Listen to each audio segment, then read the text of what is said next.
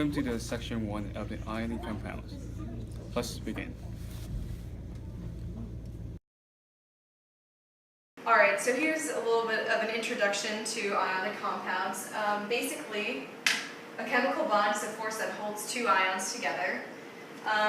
And within a chemical bond, or an ionic bond, you have a cation, which is a positively charged ion, and it comes together with an anion, which is a negatively charged ion. So when you have ionic compounds, a cation and an anion come together and they form an ionic compound.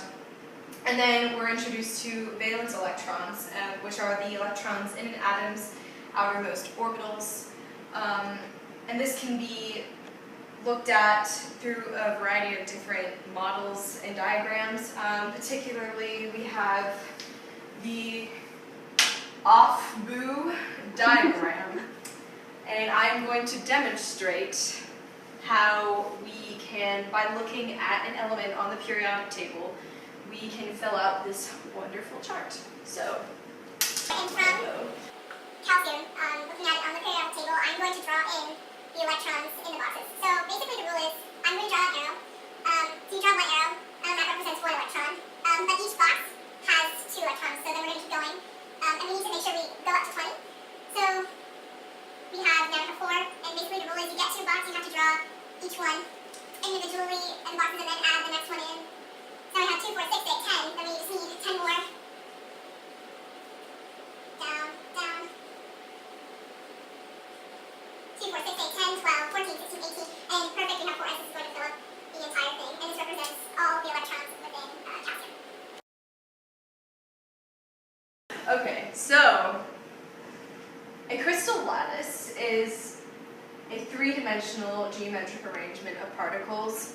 I would say that this would be a mineral, generally a mineral. So one of the examples I can think of is something called barite, which is in the form of a crystal lattice. We move on to an electrolyte, which is an ionic compound whose aqueous solution conducts an electric current.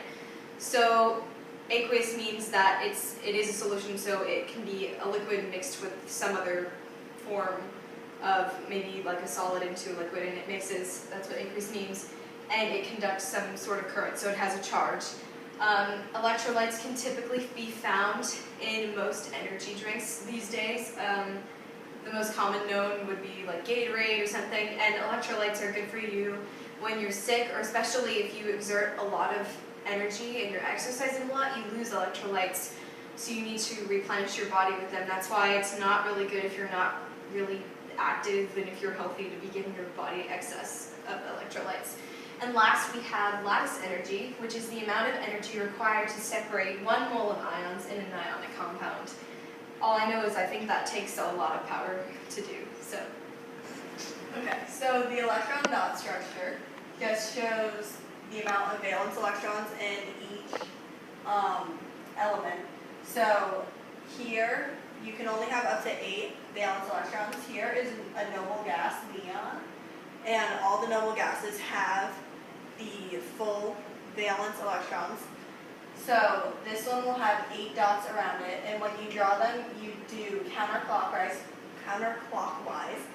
starting with the right, and you just do 1 dot at a time until you fill up the amount of valence electrons.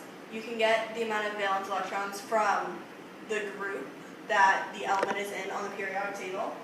And then here we have aluminum, and it's in group 13. So it has 3 valence electrons around it, and you just go this way. And then this one, the electron configurations, are based off the off-boo diagram that we showed earlier. So for aluminum, you just write how many arrows it would fill up in each of the little sections with the boxes. So it filled up 1s1, 2s2, 2p6, 3s2, and 3p1 because it only has 13 electrons in it. But that's the long configuration, and when you do the short configuration for aluminum, you use the closest noble gas to it that doesn't go over it in amount of electrons. So it would be neon, and then 3s2, 3p1, and that would give you 13. And then this is the Bohr's model, and it is also used to show electrons. But unlike the electron dot structure, this one shows all the electrons. So on your first ring, you always have 2, unless you have hydrogen, which only has 1. But you always fill up 2. And then, since this is a noble gas, this second ring will have all 8, showing the 10 electrons that it has. But if you went bigger than this, then each ring would fill up with 8 until you got to your valence electrons. And then you would just put as many valence electrons as it has. And this again goes counterclockwise like that.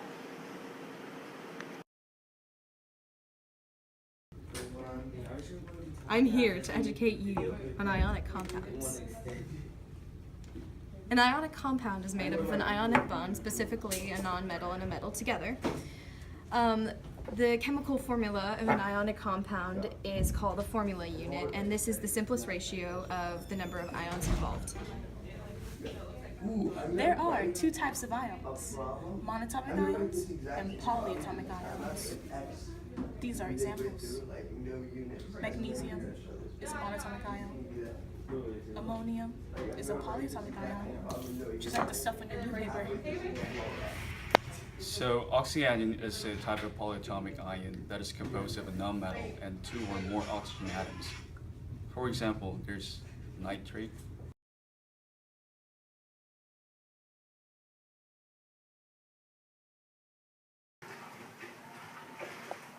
These are the properties of metals.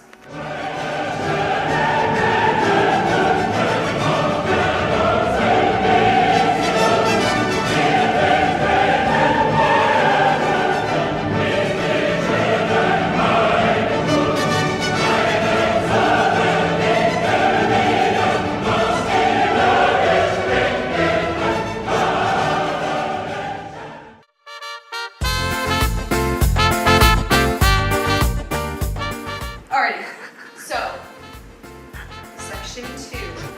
So oxyanion is a type of polyatomic ion that is composed of nonmetal. Are you serious? Hello, I am here to educate you on ionic compounds. Exhibit A. An ionic compound is a compound that is made up of an ionic bond, specifically a metal and a nonmetal together. The chemical formula for an ionic compound